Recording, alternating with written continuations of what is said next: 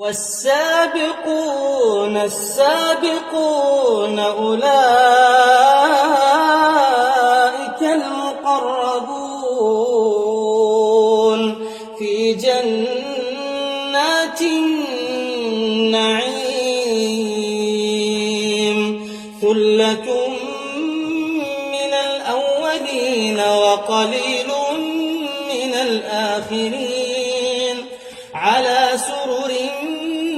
موضونة متكئين عليها متقابلين يطوف عليهم ولدان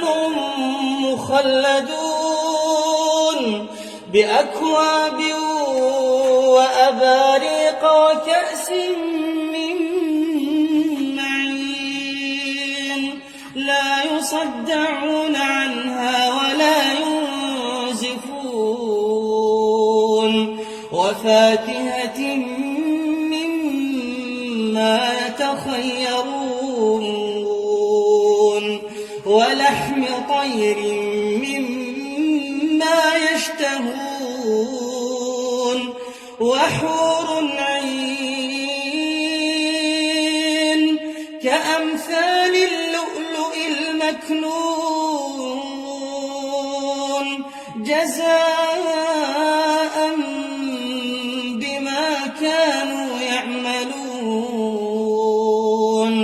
لا يسمعون فيها لغوا ولا تأثيما